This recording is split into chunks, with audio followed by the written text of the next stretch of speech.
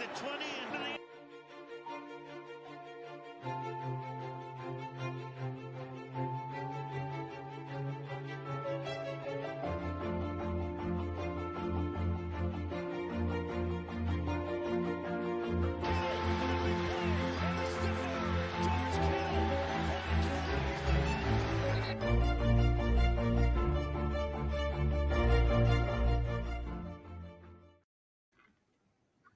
Hello, everybody. Welcome to episode 12 of Shanalytics. I'm Ben Meyerson. If you're seeing me for the first time today, make sure you go and subscribe to my channel. Links right beneath you.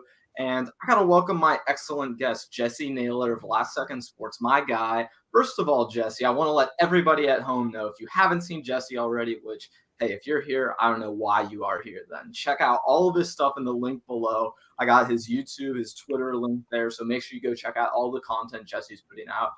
Jessie, how are you doing right now, man?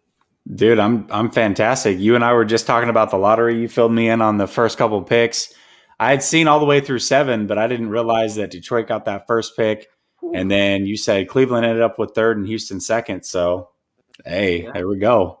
Well, and the Toronto Raptors jumping all the way to 4 for them, it's got to be huge. I think they were slotted at like that 8th, 9th spot. So, yeah, I mean, I that's awesome. And for Cade Cunningham, I feel a little bit bad. He's going to Detroit, but, you know, it's not like there's a ton of great scenarios you could be going to anyways right now. Detroit's at least won as a franchise multiple times, right? So they can turn it around. It's not like they completely are a wasteland like Cleveland, so it could be worse. It definitely could be worse. You could be going to Cleveland, OKC, and it could get really bad quick. But we're here to talk Niners, and I know everyone sees that Tom Brady topic. We'll get to that. That's the title of this video. But first, I want to start with a player that one of the 49ers players was trying to recruit today. Let's talk about Melvin Ingram. Jason Verrett today, I believe, went on Twitter and was campaigning for the 49ers to sign Melvin Ingram. So, Jessie, what are some of your initial thoughts when you hear that? Yeah, I mean, listen, whether it's Melvin Ingram, Houston, there's multiple guys out there that could be had, but the 49ers desperately need somebody on that line, some more depth. I wrote a piece about that, about how that defensive line was just so dominant in 2019 versus what it is now. And we don't know what's going to happen with Ford. I feel really good about guys like Arden Key. I think that he really could turn his career around here, and he's a young guy. I think he could really show out, but they still need at least one more piece to just add to that depth and solidify it. So, yeah, I mean, Melvin Ingram, like I said, I'm cool with it. I definitely wouldn't mind having him. So, and him and Verrett were teammates, so it doesn't surprise me that they have a little bit of rapport.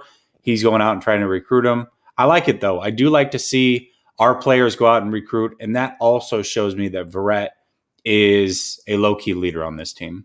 Right, and I think that's kind of one thing I got from this, and I'll get to Melvin Ingram in a second, but specifically with Jason Verrett, he's only signed to this team for 1 year. These aren't things that he has to go out of his way to do, and I think, you know, just seeing how that defense is shaping, you know, Fred Warner's obviously this vocal leader, but I think outside of that, Jason Verrett might be one of the most important voices on that side of the ball for this team. So I think it's really cool to see guys trying to go out and recruit former teammates, recruit guys that they think can really help the 49ers win, because even though the 49ers, you know, we'll get to this later, I don't think they're quite in win now. They're certainly acting that way, and they're certainly putting on the perception that that's what they believe. So if you're trying to win now, hey, Melvin Ingram should certainly be an option the 49ers are considering. And I want to get to Melvin Ingram specifically. If you look at him, so last season was the first season, I think, of his entire career he didn't record a sack. But then the 3 seasons prior, he had 25 total sacks over that time. And if you look, he was injured last season. He played 7 games total. But then the year before, he missed 3 games only. And before that, he had played like 16 games for 5 straight seasons. So this is a guy who has been down on his luck recently, but if you look, he's still, I mean, he was an elite pass rusher just 24 months ago. I know how highly people consider him. So do you feel like pairing Nick Bosa up with someone like this could be an answer for just this year? Or do you think this is the type of thing where they keep signing veterans year after year who become available and who are speed rusher types like your Justin Houston's, like you mentioned, to where the 49ers can kind of go year by year with this sort of thing rather than finding a young long-term answer. Yeah, I mean, they definitely could stream player after player. Right. I wouldn't be mad at it. You know, the other thing to look at is whenever you are a team, let's say the 49ers are not the only ones that believe that they're in win now mode. Maybe players around the league that are free agents believe that they're in win now mode. We see this in the NBA. We see it in the NFL. Guys get cut. They sign super cheap veteran deals to try to go win. I want the San Francisco 49ers to be that team that players want to come to try to get that ring, right? I mean, there's multiple guys every year that fit this billing. And right now, Ingram is one of them, but in 2 months, it could be somebody completely different. And so, yeah, I mean, if the 49ers can prove that they are in win now mode, not only this year, but going forward, then yeah, there's multiple players that they could see at a myriad of different positions that could end up on this team. And I'm usually one to say that the 49ers shouldn't be signing these veteran type of guys who are in a win now mode type of thing, because I don't think they're in win now. But I think if you consider all the free agents who are available and people who could really help the 49ers, not just this year, but help their team success in the future, I think Melvin Ingram would be a welcome addition to this team. Because we do need to find pressure outside of Nick Bosa off the edge. We need to have true edge rushers who can really go out and dominate that way, to where we saw Dee Ford really succeed next to Nick Bosa in 2019 when they had their opportunities. So I certainly think this team should be addressing this as a position of need at some point. I think outside of cornerback, probably the biggest hole on defense right now. So I take all that into consideration. Yeah, go after Melvin Ingram right now. I think, if you're not going to be paying him an exorbitant amount of money, if it's going to be like, a $7, $8 million, $9 million deal, and maybe there's some incentives, but it doesn't count that much against your cap, I think that'd be perfect for this team right now. Yeah, absolutely. And, not only that, but like when you really look at the team, like I said, whether they're in win now mode, that's kind of irrelevant, but they don't have that first round pick. So that's the true. last thing that you can have happen is to not make the playoffs. And then that pick ends up being like a top 15 type pick. Yeah. That's like worst case scenario for this fan base. So do what you got to do to try to win as many games as possible, because it's at the end of the day, it's not going to matter. That pick's not going to you anyways. That makes a ton of sense. And I think for people who do push back on this win now mentality, that's definitely something you can point to where it's in the 49ers' vested interest to win games, not only this year, but the next 2 years specifically. So I think you're right in the idea that even if, there might not be a perception, or if there's a lot of fans who doubt that they win now, it's still in their best interest to really try to win now, because it doesn't benefit them in any way of them losing. I think that's where things get really dicey, and you could see the regime shake up. So I think if you're John Lynch, Kyle Shanahan, yeah, you probably want to bring in guys who are win now type of players, who are going to get you immediate production, who are going to really affect your team right away on the field. And I think Melvin Ingram could definitely be one of those guys for the 49ers. Yeah, absolutely could be.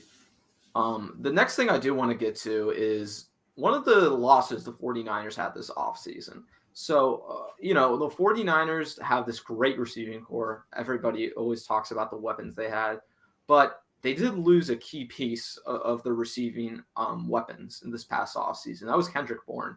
What do you think this team can really do to replace the role that Kendrick Bourne was playing on the 49ers? Yeah, I mean, it's a role that they're definitely going to have to replace. I think one thing to look at is it could come from a multitude of different places. So if George Kittle's healthy, that could help replace it. If they use check more in the pass game, that could help replace it. If Dwelly steps up, that could help replace it. And so it doesn't necessarily have to come from that third receiver spot.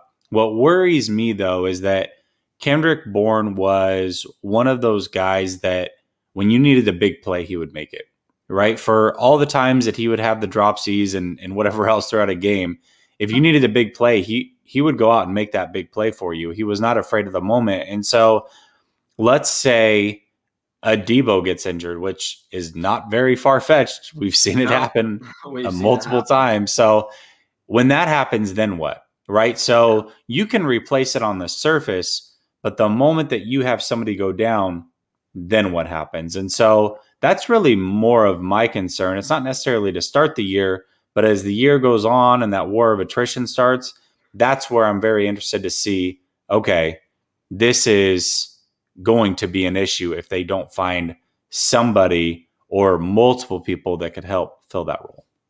And I think one of the issues with the 49ers right now is, they have a very top heavy receiver room, but even then, when you look at it, it's a pretty crowded receiver room. I think if we're talking about wide receivers 3 through 6 through 7 through 8, you could put those guys in almost any order at any point in the offseason, just depending on how you're feeling that day. So I think someone's going to have to separate themselves, or one or two, or even three players are going to have to show that they're better than those other wide receivers at the end of the roster. And specifically, I want to go back to something you were saying with Kendrick Bourne, which is that he was the big playmaker for this team. If you look, of his 49 catches that he had last year, he got 35 first downs on that. So that's a high percentage of big plays that we're talking about with Kendrick Bourne. And then even if you look at all of the target share that the 49ers had, he had the second most out of anyone last season with all the injuries they were sustaining. Just like you mentioned earlier, I just don't think we can expect this team to have no injuries to their pass catchers. That would be naive as a 49ers fans, as we know, right? So I think when you take all this into consideration, I even saw how he's, I think, responsible for like 13% of their target share. It's a lot of balls that the 49ers are going to have to find someone else for. So I think Ross Dwelly's name you mentioned, definitely going to take up some of that. But also guys like Brandon Ayuk, George Kittle, you mentioned them. They're going to be getting more and more catches in this offense. And even then, I don't know if this offense is going to be passing as much as they were last season. They were forced to pass so much. So when Kyle Shanahan gets back to running the ball and they eventually move from Jimmy Garoppolo to Trey Lance, hopefully sometime this season, then that will just make that even easier, because that role of Kendrick Bourne, there will be even less targets there available for the players who are on the team. Yeah, for sure. You're absolutely right about that. And I mean, I guess the question is, who makes the team? So we know that Ayuk and Debo make it. I would assume that Richie James and Sanu and Hurd make it. Travis Benjamin. Oh, man. I've been on record for saying that Benjamin's not going to make the team for quite some time, just because if they cut him, that's $1 million free. He has some special teams value that I think the team could need this season. So that's the only reason why I'm even putting him out there as a possibility. Also, one other name. Sorry, I cut you off, Jesse. No, you're good. Jennings. I think that's an interesting name. He was practicing with the ones specifically throughout OTA. So once we get into training camp, once we get back to practice with the 49ers, it'll be interesting to see who that third, fourth, fifth wide receiver will be on this team. Definitely. Yeah, I think that's it, right? I think it's Juwan Jennings. And, if you carry 7 wide receivers, I think we just maxed it out. And Benjamin, I mean, that's literally just a free mill that we can save by cutting him. It is. So that's definitely something the team should be considering. But again, I think it's going to be super interesting to see how this wide receiver room works itself out. And you know what, Jesse? That perfectly leads me to what I wanted to talk about next. And I'm glad I set things up this way. Did everyone forget about Richie James Jr.? It seemed, I mean, to me, he pretty clearly is the wide receiver 3 on this team. So I don't understand why there's all these fans who are asking who the wide receiver 3 is going to be all the time. I mean, I certainly have been one of them, but at the same time, I mean, what are we all doing, Jesse? Are we forgetting about Richie James Jr.? Yeah, I mean, I think on the surface as a fan, Richie James Jr. would and should be the guy, but there's something there. I don't know what it is. I'm not going to say that Shanahan doesn't like him, but he definitely falls out of favor for him. And he does tend to go for big body guys at that slot position. And Richie James does not fit that mold. So I don't know what his best role is. I think that he's a guy that can maybe play in the slot or outside. But when you're kind of a tweener like that in this offense, then that tells me that you're probably the fourth guy. And I think that Sanu's most likely going to win that spot. He's a veteran. He knows the offense. He's already working with Trey. He looks a lot quicker. He looks like he's in better shape. And let's not forget, I think he's only like 31 years old. He's not that old. He is. So he definitely could win that spot for sure. Well, and I think the only, I guess, part of that I would have pushback on is when this team had to rely on a wide receiver last year when they had all their injuries. Richie James Jr. was the guy. I mean, there was the Richie James Jr. game last year. So I think when we But it was like him and River Craycraft were the options. it was, but the team still had Mohamed Sanu last year. He only got one catch, I think, the entire season, right? So, I mean, Mohamed Sanu did have his opportunity last year. But I think just with Richie James, the thing I want to point out more than anything is going back to something you were saying earlier is if there is an injury to either Debo, Ayuk, or Kittle, that's a guy who I think gets more run immediately because, like you said, he is that tweener sort of role to where he is going to fit. He can fit in that, not exactly the Debo role or exactly the Ayuk role, but certain properties of it to where if the 49ers need a Band-Aid for 2, 3 games, 4 games, I think he certainly can go in and fill that position really well. Yeah, I agree with you. I mean, okay, so let's say Debo goes out. Right. He's nobody's Debo. No. But if you use him in the screen game or something like that, then that could work. Or if you want to use Ayuk as that Debo gadget type player and then let him take the top off, that could work. So no matter what, I think he definitely fits that role. Going back to Kendrick Bourne, though, that's what was so valuable about Bourne is that he was willing to go over the middle and make some of those tough catches in traffic. And that's where I think Sanu comes in. Big body guy, veteran, not afraid to go over the middle. And Richie James just frankly isn't that player. And that's why I think that Sanu will be the starter. But to your point, Richie James, any one of those three go out, Richie James should be the next guy up.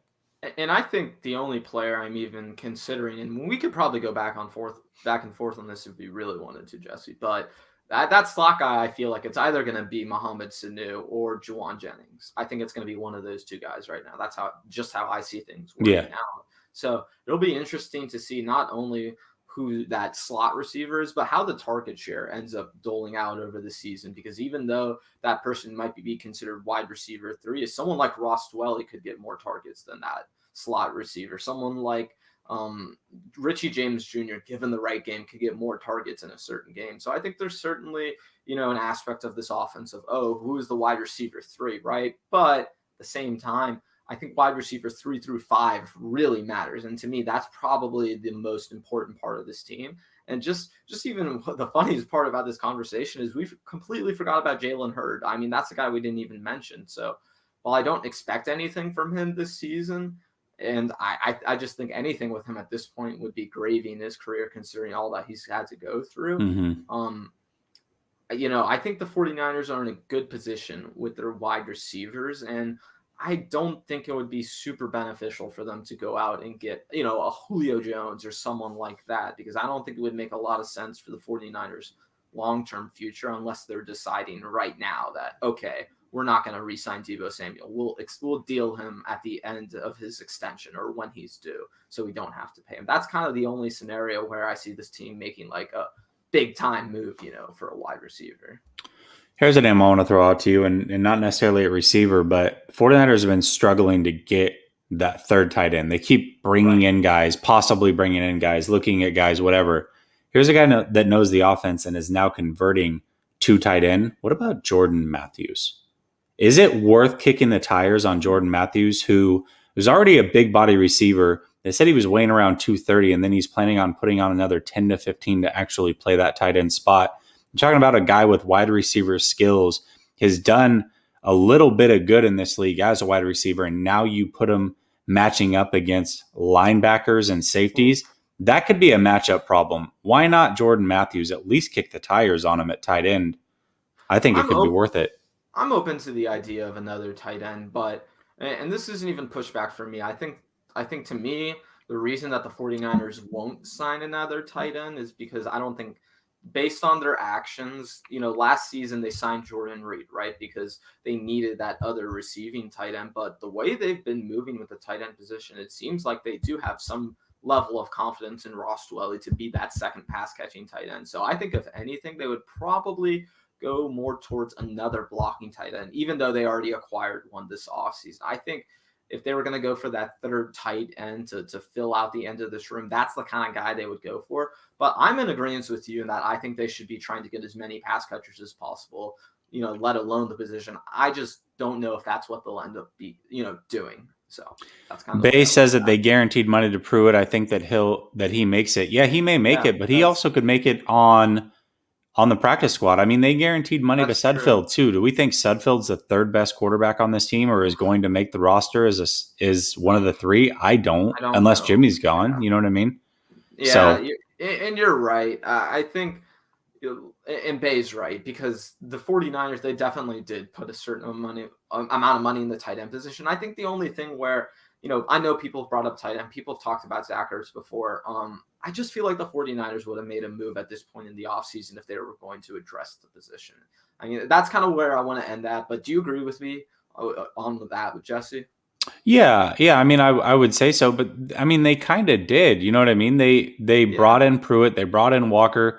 It was something that they at least wanted to look at.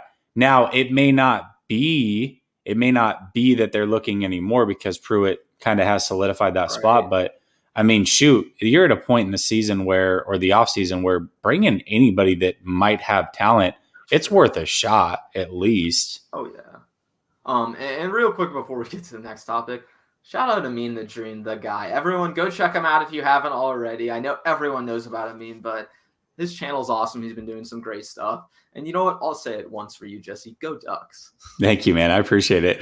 That was a little hard, but it's okay.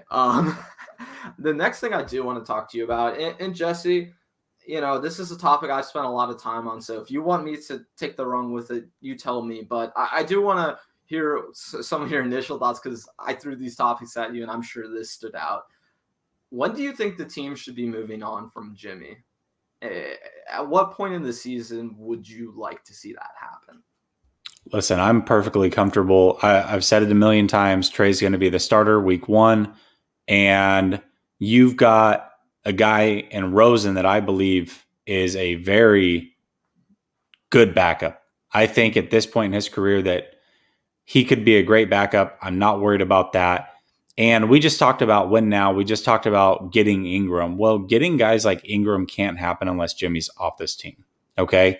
We want to see Fred Warner get an extension. Well, even if you don't go get depth pieces, imagine cutting Jimmy and saying, listen, Warner, we're going to pay you $22 million this year. We're basically going to give you that money that Jimmy would have gotten, the 24, 22, whatever that is, and we're going to throw it your way this year so that going forward, we can pay you less and then we can keep this team intact. Or we go ahead and say, hey, let's rework an Armstead or a Kittle and take some of that backloaded money and throw it up this year. There's so many things that they can do. They can either add depth so that they can compete with that 2019 team, or they can take future years from other guys, offset it with that money, and set themselves up for success. There's so many things that they can do, and all of them are good depending on what this team wants to do.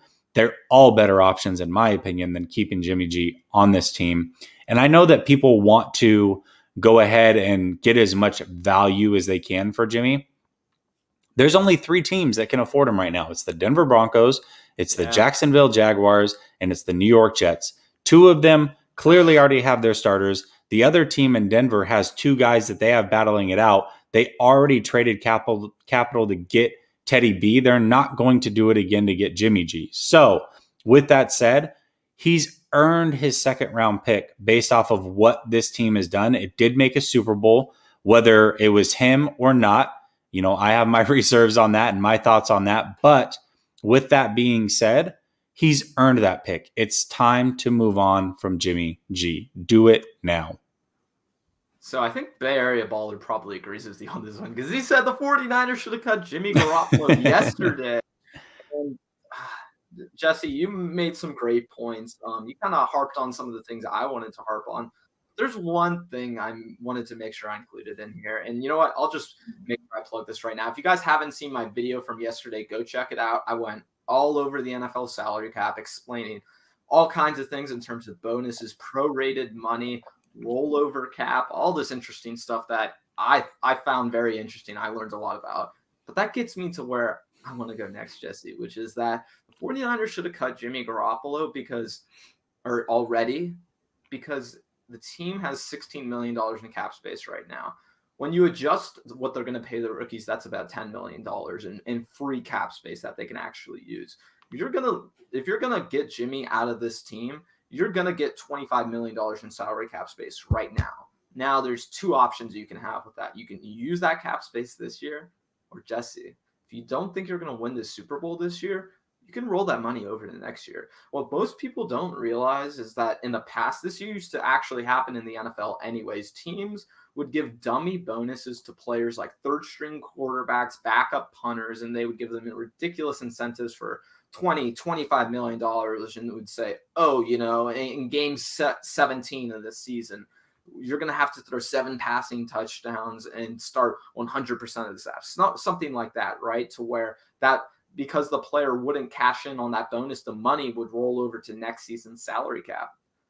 What's beautiful about what the NFL did is they completely changed that rule to where if teams don't use salary cap space, they can just let that go to the next season as long as they notified the NFL at the end of that calendar season. So what the 49ers could do is hang on to $35 million of salary cap space and then wait until week 17 and not use any of it, right? Or week 18 now. Not use any of it and say, we want $35 million added onto our salary cap for next year. So if you're like me and you're of the opinion that this team can't win a Super Bowl as currently constructed for this season, and guess what, 49ers fans, that's okay. Being self-aware is one of the most important things you can do in terms of like just anything in life, let alone just all that goes on with this. So if the team was self-aware enough to realize they're not a contender, why wouldn't they have that rollover money for next season? Because Jesse, what you're talking about, how you're talking about Eric Armstead, reworking his contract, George Kittle, how they're going to extend Fred Warner. They have, if they get an extra $30 million in salary cap space next offseason, the things they could do with this sort of team, I think it would be way better than the 2019 team. I think it wouldn't even be comparable, actually, because they would be able to re-sign all their guys, keep everyone on the team they want to keep, or have the option of trading them, right, to recoup the draft capital they lost this offseason.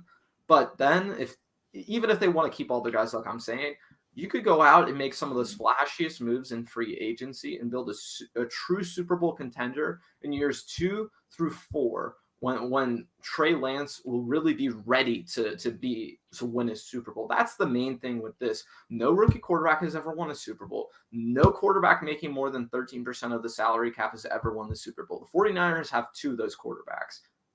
I don't think they're going to win the Super Bowl, but that's okay. Like I'm saying, if you're really realistic, you want that money for next season when Trey Lance is more mature, when you develop him more, when you understand the type of players that makes him better and the kind of offense you can surround him with. Jesse, tell me where I'm going wrong with this, because I think this is the master plan. No, no matter what, it all leads to Jimmy G being off this team. Regardless of how you want to look at it, whether you want to roll that money over, whether you want to restructure, whether you do feel like you're in win now and you want to go all in this year and build that depth, no matter what, the only way to do any of those things is to not have Jimmy on the roster. What is Jimmy doing right now on the roster that is worth foregoing any and or all of those options? I don't understand it, because Jimmy is not, with this roster as it's currently constructed. And Monica, you said not a contender, ? Very interesting. I think what he means by that is they're not a contender in the sense that they are a Super Bowl winning team. Yes. Now, there's win now mode, okay? But what does win now mode mean? To me, it means you are ready to win a Super Bowl. And a lot of people have thrown this around with San Francisco. They are not ready to win a Super Bowl. Not right now as they are currently constructed. Now, again, if you want to get rid of Jimmy and go get a Melvin Ingram and then go get another corner and maybe another piece. Sure, they could have the depth and they definitely could be in win now mode. But as it is right now with Jimmy, it's not a win now mode team. When you talk about it in the sense of Super Bowl or bust win now. Now, it's win now in the sense that they could and should make the playoffs. And I guess you're right. I mean, anything can happen once you make the playoffs. But as far as the true sense of winning a Super Bowl, this team right now is not that. It's definitely not that. Yeah, and Fernando's right on top of this with you. And I agree with you, Fernando. This is exactly how I wanted to explain it. The 49ers are a playoff contender. They should be a wild card divisional type team. I just don't think they're a Super Bowl contender this season. That's okay. And what 49ers fans need to wrap their minds around is the idea that being self-aware of where your team is at is much more important than just trying to win to please the fan base. And when I say win, that doesn't mean the team has to lose this season. It just means they don't have to go all in financially this season. And because of that, like I think if you're actually trying to win the Super Bowl, the smart, prudent thing would be to do exactly what the Cleveland Browns did this season. They literally didn't spend $30 million of salary cap space last offseason, rolled it over to this next season, and have their cash spending this season at $215 million. 49ers could do something like that next year, where if the salary cap is 210 next year, $200 million, then you're talking about 225, 230, $235 million in space that you can spend that season. So I just think the 49ers have to make a decision one way or the other. What they need to do is get a plan and stick to it, similar to what the Chiefs did with Patrick Mahomes. They specifically extended players at certain times. They specifically signed players to certain lengths of a contract because they knew they were going to be giving Patrick Mahomes a ton of money at a certain point.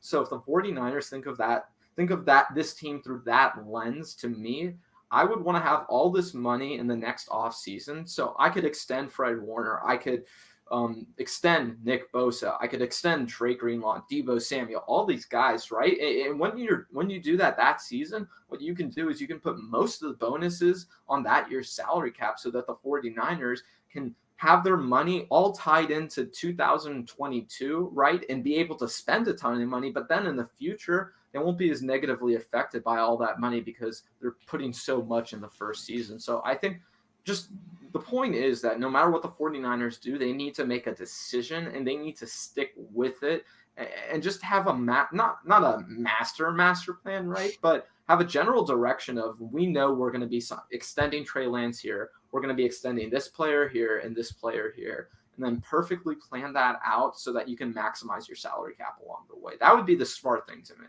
Well, think about it like this. You can kind of have the best of both worlds.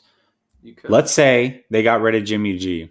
They signed Melvin Ingram and they trade for a Stephon Gilmore. Do you think that team is now in win now mode? Because I do. I look at that team and go, okay, that team's ready to win right now. They're going all in.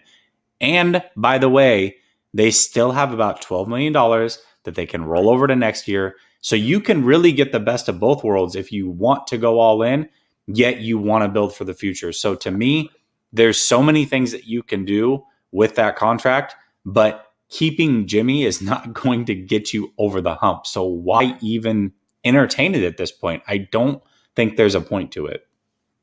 Yeah, and I want to get to something Barry Baller just mentioned. He said, I think we can make the playoffs with Lance. Once you get in the playoffs, anything can happen. Mobile QBs have had success early. I think this is probably the only part where I push back because I think with Trey this year, the ideal year, I mean, obviously it would be to win the Super Bowl. But if we're being a little more realistic, I think we would love to see Trey Lance start 1, 2, maybe even 3 playoff games and play really well to the point where the team understands what they have to do to build around him so that when they go into next offseason, they can build a true Super Bowl contender and won't have any guesses about how the pieces will fit. Yeah, absolutely.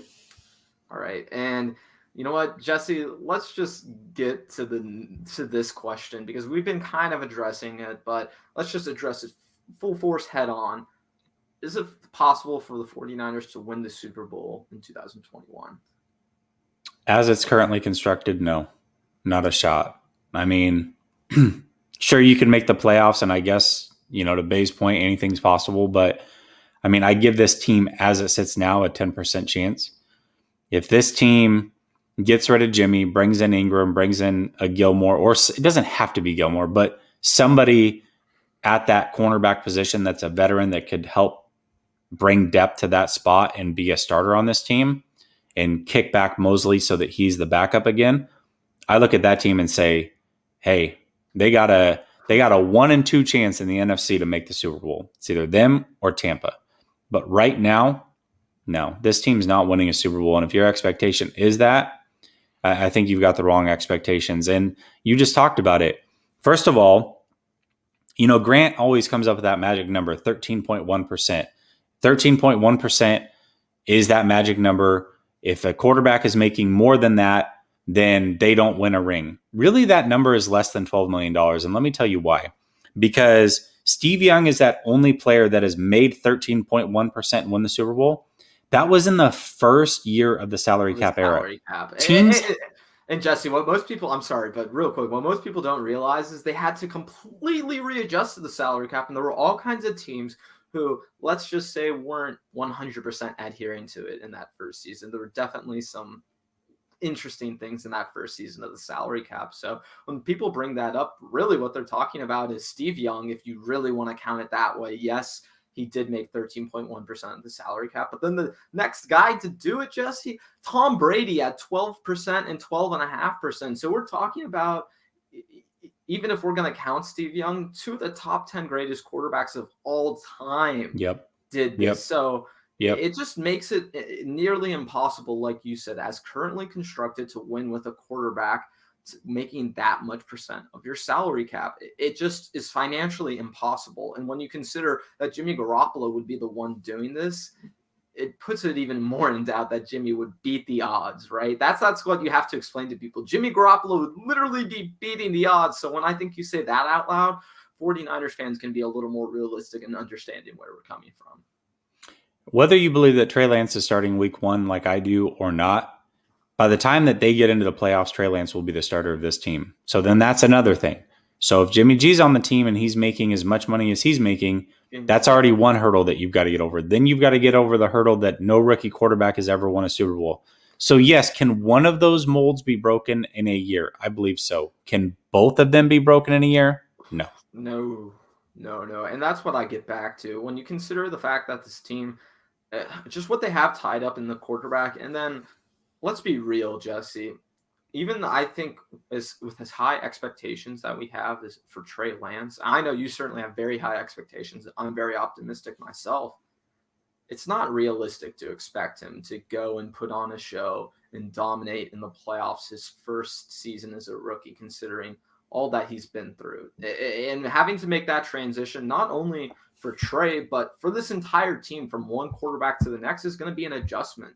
So I just don't think, while it's not impossible that the 49ers could win the Super Bowl, I think the chances are much slimmer than 49ers fans are willing to admit right now. Yeah. I agree with you.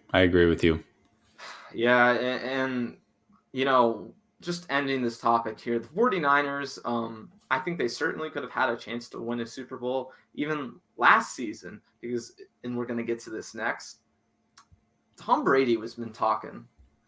Tom Brady was on an HBO show. It's LeBron's show, The Shop, where athletes get around in a barbershop type setting. They talk, all kinds of stuff. They'll talk about their businesses, their free agency, what it's like to be a player in their sport, all kinds of interesting things. And Tom Brady has really been opening up about the free agency process. And one specific quote that almost every other team's fan base has been hanging on to is Tom Brady essentially said that one team was in on him and that by the end of his process, they weren't in on him. And the guy they were sticking with, let's just say it surprised Tom that they were sticking with him. So my question to you, Jesse, is do you think the 49ers snubbed Tom Brady?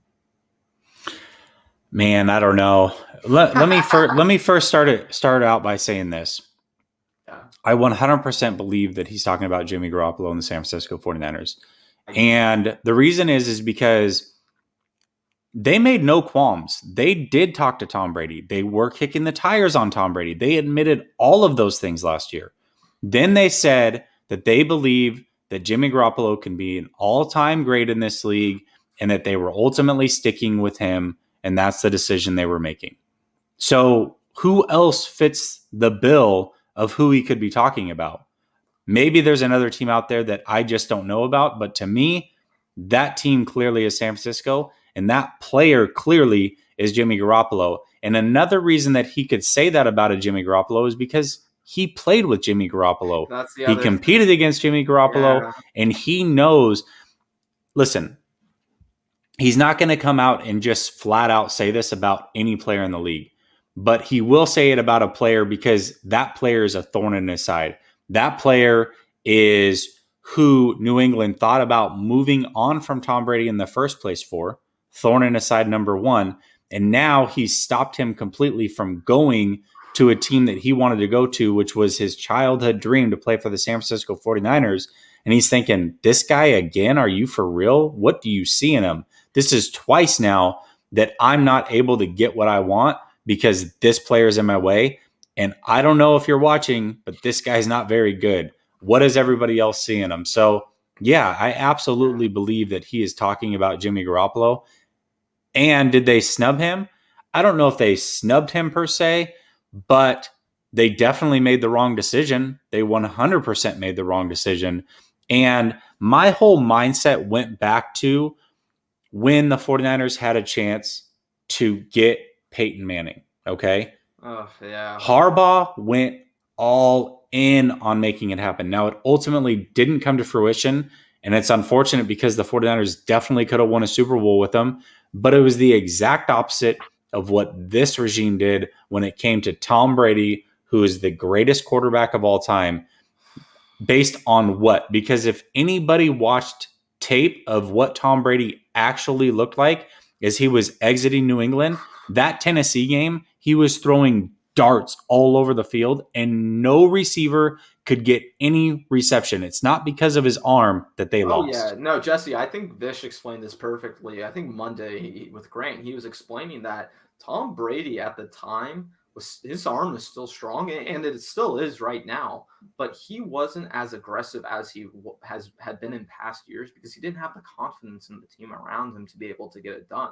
If you look at what he's doing in Tampa now, just versus 2019, he's being much more aggressive with his throwing. So I think that's definitely a part of this, and I would just want to make sure I point out one of these comments. So Raymond was saying it could be the Titans. I could see him talking about Vrabel as well in the sense that why did that guy pass on me? But I think what I go back to the Titans were out early on that process. Yeah, they were out early. And I'm agreeing with you, Jesse, in that I think the 49ers could have had the opportunity at Tom Brady. And gosh, I think when you watch the way Tom Brady's talking about whoever he's talking about in that video, he clearly has. Oh, thanks for the information, Ryan. Let me know if my volume was good. My mic was just moved for a second, but I hope everyone can hear me right now. Just let me know if I have any issues.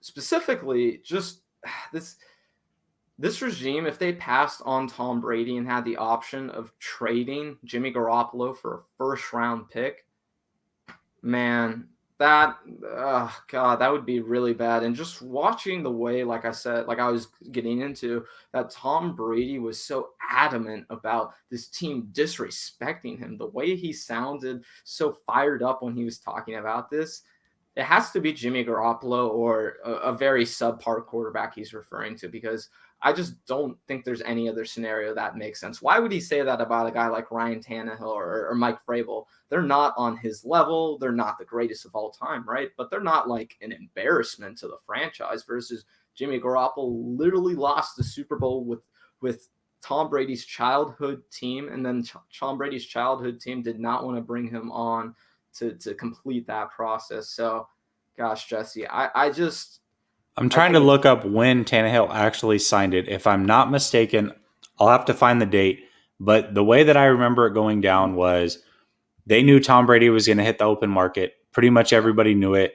They had talked about the Titans and the 49ers as spots that he could go to. Tampa came in late. And if I remember correctly, the Titans went in on Tannehill early. Like before the bidding even really started with Tom Brady, before he started taking visits, that pen had already hit paper for Ryan Tannehill. They said, listen, we're out and everybody was shocked about it. And then boom, everybody turned their sights to the 49ers. And again, the 49ers admitted that they were kicking the tires on it. So, and the other team I believe that was in on the potential Tom Brady sweepstakes was the Los Angeles Chargers. That's been pretty confirmed that they were one of the teams heavily involved in the process at the end there. So, yeah, I think and who's he going to say that about? At that point, they didn't have a quarterback, so his thought process couldn't be, "Oh, you're going to go with that mother effer." No, they drafted a quarterback, so you know what I mean. And he can't disrespect what Herbert did, because Herbert balled out last year. Yeah. Well, and Jesse, this brings me to the last point I want to bring up, and specifically for you, this might be a harder question than most people. If you could, knowing what we know now, and knowing what happens with the 49ers quarterback situation, would you go back in time and have the 49ers re-sign Tom Brady or sign Tom Brady? 1,000%. I wanted it to happen then. Yeah. I mean, listen, my friend and I went to Miami for the Super Bowl festivities, okay? Oh. And he and I had... By the way, I was this close to going. So glad I did. Should have been. Well, not to the Super Bowl maybe, but for the festivities, it was definitely worth it. No, I was this close to going to the Super Bowl. That's what I'm talking about. Oh, I was too. I'm glad I didn't. Oh, I'm glad I didn't. Aren't you so glad, Jesse, we didn't get that traumatizing experience? Yeah, hindsight's 2020. Hindsight is 2020. Oh, gosh. But, yeah, I mean, back then, Jimmy G, even at his best in 2019, scared the hell out of me every time he dropped back. I genuinely had butterflies in my stomach thinking this guy's getting ready to turn the ball over. That's the way that I felt during that season. I was never comfortable with him at quarterback. I was never at ease with him at quarterback. And as soon as they lost the Super Bowl, and that talk started almost immediately about Tom Brady and what could happen and all these things, I went back within the first week and watched that playoff game against the Titans. And I knew right away, I'm like, Tom Brady still has it. There's no reason not to sign this guy. Don't mess this up. By the way, Jimmy G, they had an out in his contract last year. And he was coming off of a Super Bowl. You don't think that you could have gotten a first or a second round pick for that player at that time? Apparently, they did get a first round offer for Jimmy Garoppolo. And I think that's the thing that makes this even more insane when you look back in hindsight is it really exciting for the 49ers to have Trey Lance right now? Yes. Is it awesome to have a guy on a rookie quarterback contract? Yes. Would it be even better for the 49ers to have Tom Brady right now and have gotten a first-round pick for Jimmy Garoppolo? Hell yes. So I just think when we take all this into consideration, Jesse, the 49ers screwed up somewhere. And I don't know where specifically it was. Some people have reported that it was a money thing. Some people reported that Kyle Shanahan and Tom Brady would have butted heads or whatever. I don't buy that one. But whatever it was, the 49ers made the incorrect decision.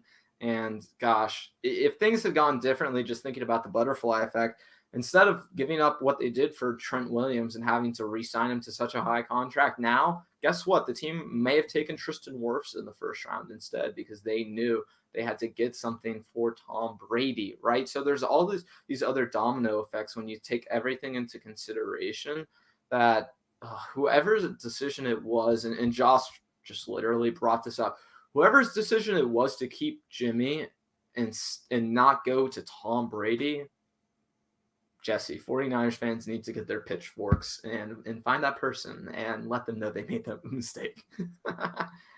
Yeah, they definitely made a major mistake. And, you know, yes, they had a lot of injuries last year. But imagine if you had Gronk and Fournette and Brown.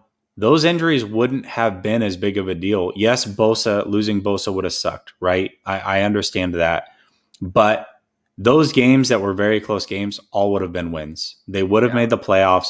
They would have been fine. And they probably at least could have gotten back there. A lot different. That's the thing I think everyone has to realize is maybe the team is able to keep it to DeForest Buckner because Tom Brady says, I'll push my money towards down the line. We've seen Tom Brady's willingness to adjust his contract on the fly year by year so that his team can make things work. That's where I think 49ers fans should get really frustrated because if it was a quote unquote financial decision, the reason That's insane, Jesse, because the NFL teams have been able to make money work one way or the other. The Saints create salary cap space out of nowhere. Teams can push money down the line. There are things you can do that you can make it financially possible to get everything you want under your salary cap. There really is like almost endless possibilities. So the idea that the 49ers couldn't financially make this situation work, to me, is asinine and stupid. And if that's the real reason, Parag is not who everybody thinks he is.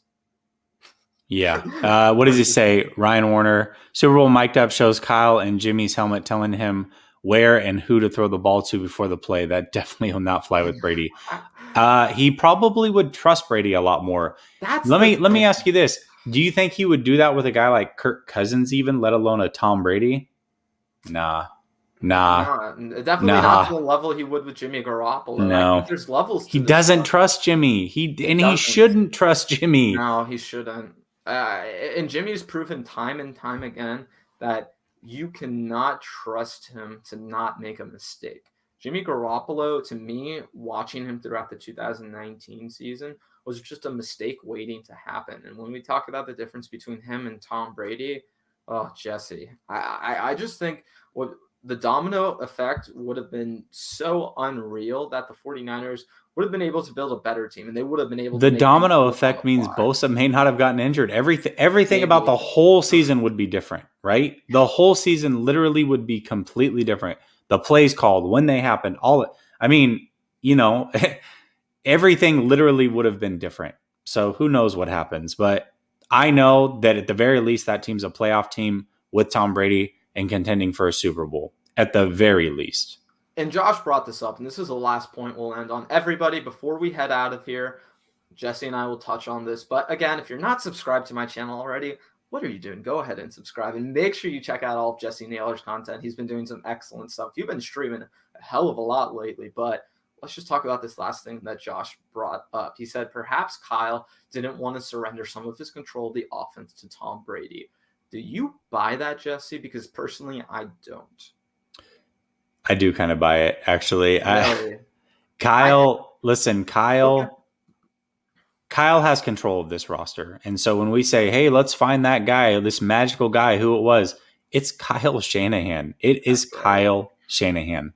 That's who it is. That's the decision maker. So, yeah, I do believe that. I mean, he's got an ego on him. He absolutely has an ego on him. I just don't know if this was the deciding decision. Now, maybe Kyle was a little apprehensive about doing this, but I think if it was possible for this team to get Tom Brady, I'm sorry, Kyle Shanahan would adjust. And if he doesn't, we would find a coach who needs to adjust, because you saw what Bruce Arians did this season. Not only was he willing to adjust, he was willing to hand everything over to Tom Brady. So literally, when you take all this into consideration with how, like you said, Kyle treats Jimmy, I don't think it makes sense that Tom Brady wouldn't have worked on this team with Kyle and with that dynamic. I think if anything, it would have brought the best out in Kyle, because that's someone who Kyle could really trust to make all the decisions that he's telling Jimmy Garoppolo to make in the Super Bowl, right? Like the people in the comments were just talking about earlier with the mic'd up portion, like Ryan was just saying. So yeah, I think there's probably an aspect of this that is somewhat true, but at the same time, if I'm Kyle, it doesn't make sense for the team to not take Tom Brady because you don't think you could make it work. That would be a fireable offense if that was true to me, and I don't think that's true. So I think it's it's a little bit of everything. It's maybe just not one thing or the other. It could just be a culmination of a lot of different factors that led the team to say, okay, this isn't the best option for us right now, which, as we're agreeing, Jesse, clearly not the right decision for the 49ers. For sure. Unfortunately. That's where we're going to end today, everybody. Again, thank you to Jessie Naylor. For everybody who hasn't checked out his content before, I don't know why you're here, because I seriously don't. But again, go in my description. I got all of Jesse's stuff down there. I got him on Twitter. Make sure you follow him there. Make sure you're subscribed to his YouTube. And hey, again, make sure you're subscribed to my YouTube channel. Thank you, everybody. I appreciate everybody watching. I'll be back on with Bay Area Baller tomorrow night. I'll put an update on that on my Twitter, so everybody look out for that. We'll be doing a little bit of a Deebo Samuel film review. We'll be doing some other 49ers topics, so look forward to that, everybody. Jesse, when's your next stream? What can everybody look forward to with you?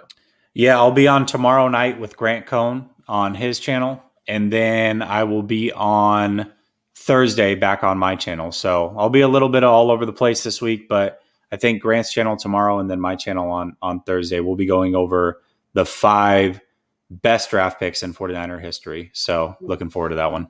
That'll be interesting. Make sure you go check that out, everybody. Follow Jesse on Twitter because I'm sure he'll be updating there as well. Raymond, thank you. I appreciate all the support from everybody who's always in the comments. I saw you in my comments the other day, Jesse. I appreciate that, man. So, hey, thank you to everybody. Have a great Tuesday night and enjoy some NBA if you haven't already. Go watch that game that's on right now. And I'll see you all again tomorrow night. Thanks.